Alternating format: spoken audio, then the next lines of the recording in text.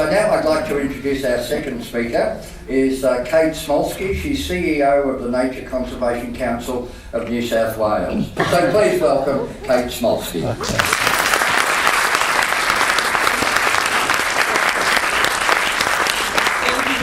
That was a fantastic intro.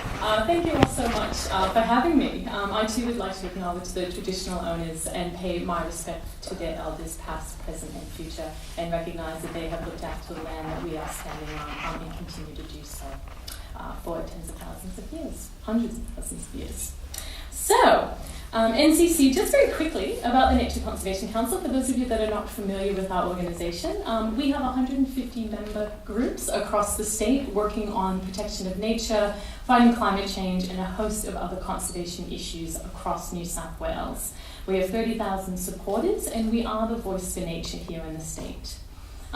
So just to kick off, often there are so many acronyms in the planning space and in civic activism that it can be a bit confusing. So for the sake of clarity, I just want to define some terms before we get started. The best known is probably the subject of tonight's forum, Nimbyism, which I'm sure you all know stands for not in my backyard. This describes what is often a reasonable response to a very unreasonable plan to degrade a neighbourhood by knocking down something people love, usually bushland or a heritage building, and building something too big, too ugly, or too polluting that the locals do not want to see. Then there's bananas. Developers and some in the planning department often confuse NIMBYs with bananas, which stands for build absolutely nothing near anything. This is a more extreme and irrational form of the desire to protect one's neighbourhood.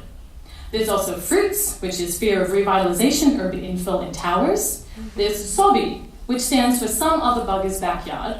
And of course, dopey, which some people say stands for the Department of Planning and Environment, but others say stands for nothing at all.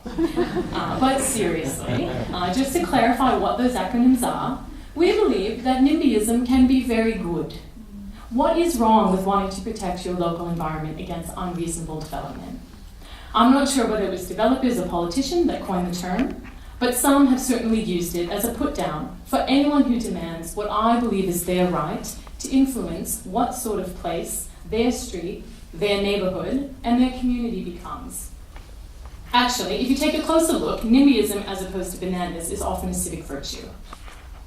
On a landscape scale, without people looking after their backyard, we would have lost many of the great Gondwanean rainforests in northern New South Wales, the World Heritage Myall Lakes, and thousands of hectares of beautiful wild landscapes across the whole of the state, including many little pockets of bush in the inner west where I live, due to the women started protecting Kelly's bush back in the day.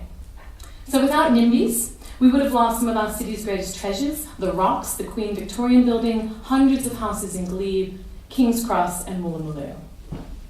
Those were some of the great battles of the 1970s and 80s. And today, we are witnessing similar battles in the streets of Randwick, St. Peters and Haberfield, heritage suburbs with only fragments of open space remaining, threatened by major infrastructure projects. What to me this shows is that governments have become no better at engaging communities and making a convincing case for change than they did 40 years ago.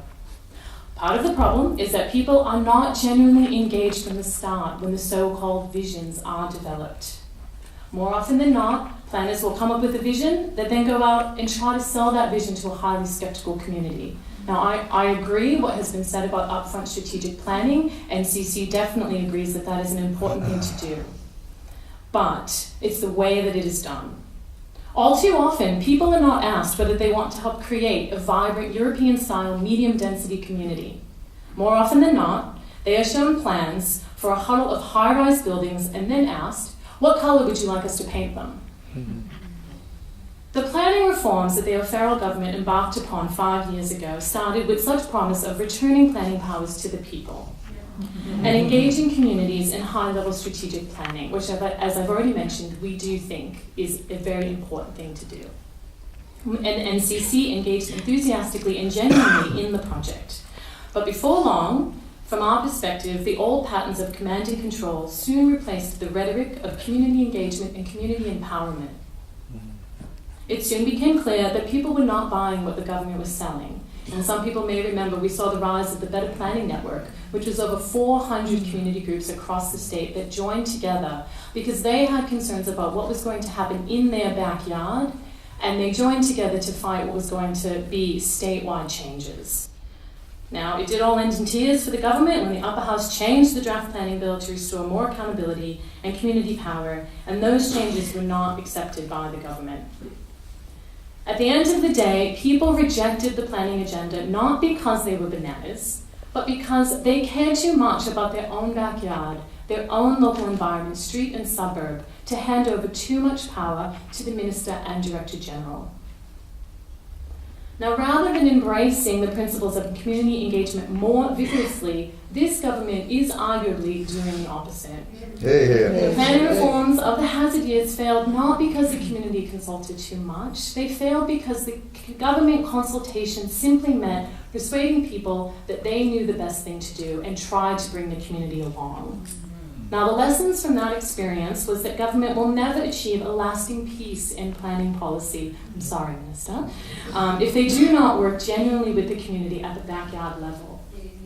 Now, regrettably, in our view, the government is now attempting to impose planning vision on the state by other means, through new planning bodies that override local councils, by developing new regional plans that downgrade environmental protections, and by removing councils and democratically elected councillors. Of course, I do say this with respect to the existing planning minister, and do recognise that he himself and some in his department are trying better community engagement. Now, yes, I mean that. That was an innocent. Now, looking over. Now, what I think we need a genuine shared vision that asks communities to answer the hard questions about how to accommodate population growth. What the minister said is exactly right. We're going to see at least 1 million more people living in Sydney and wanting to experience and enjoy all the wonders of the city that we get to. How are we going to accommodate this population growth and infrastructure with the growing threat of climate change? And we need governments that have the courage to accept the community's answer. Many community groups have a good understanding of their local area, as probably many in this room are aware of, and are interested in seeing positive outcomes. Most people here tonight, I bet, are not opposed to development, but would be extremely interested in sustainable development and would in fact welcome it. At NCC, we say that if you don't want NIMBYs going bananas, you need to build a planning system that is more efficient, transparent, and user-friendly. It must address the perceptions of corruption that have plagued the planning system by limiting discretion and providing greater accountability and public engagement. It has to ensure the protection of the natural environment, which appears set to suffer further from the government-proposed biodiversity conservation bill and other things. And it must ensure that the planning framework is consistent with natural resource management, transport and infrastructure goals, and ensure that New South Wales is climate change ready. Now, I think that that is something that everyone would like to see in their backyard. Mm-hmm. So thank you.